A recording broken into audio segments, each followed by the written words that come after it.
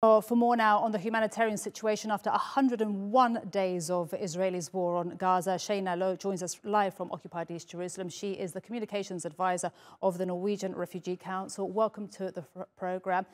Shaina, what are your teams seeing now that Israel's war on Gaza has reached 101 days?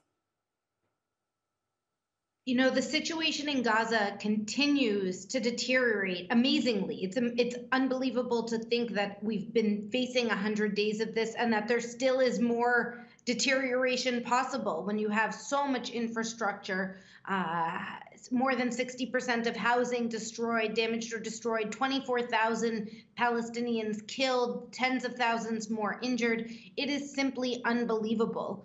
We have had limited contact with our staff in Gaza over the last 3 days as there's been a communications blackout since last Friday afternoon. It's been now about almost 72 hours without consistent connectivity. Thankfully, some of our staff are close to the border with Egypt, and we are able to get some connectivity. But we've had limited contact. But what we are hearing is that airstrikes are continuing day, night. There is still no safe place in Gaza.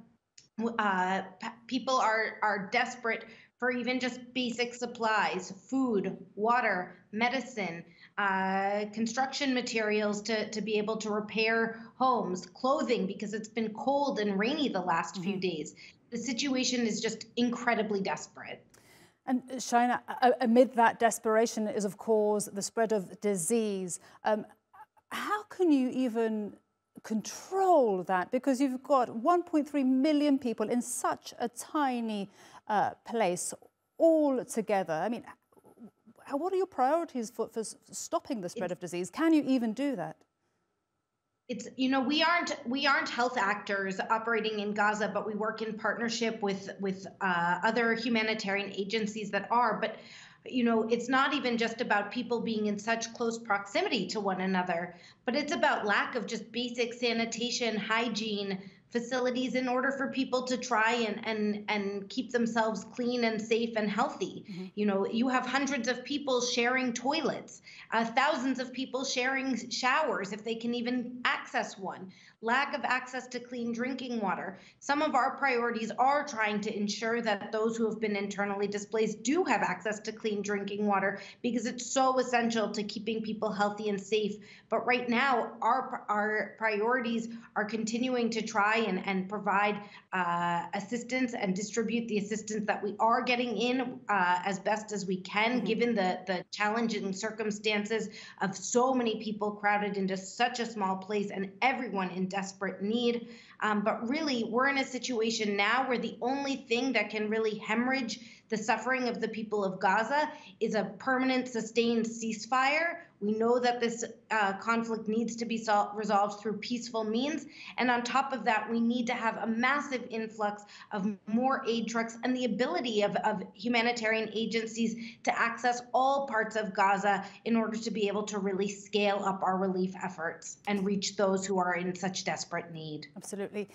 And on that point of getting in, how do you get in and how many trucks are you sending in?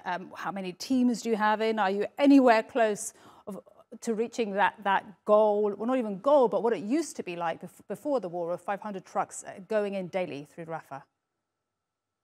We've gotten in, I think, as of last week, about 40 trucks worth of aid. We have more aid in the pipeline. It's very, very difficult to know because the screening process is not transparent and takes a lot of time when exactly aid will be arriving. Of course, we desperately need to scale up that aid.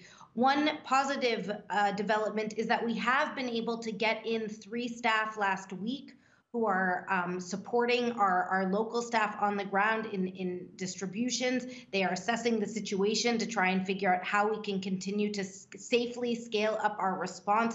Of course, it is incredibly challenging, as I said, to be doing a humanitarian response while there are ongoing hostilities, where there are ongoing bombardments, trying to keep people safe. But what we desperately need is a massive scaling up of the amount of aid that's going in. We need the cumbersome processes in terms of screening to be lifted in order to really be able to scale up the aid that's needed. And we need to be able to get more people in and safely so that they can help to reach those seeking assistance. Shaina Low from the Norwegian Refugee Council, thank you very much indeed for speaking to us at TRT World today, and good luck to you and your teams with your work there in Gaza.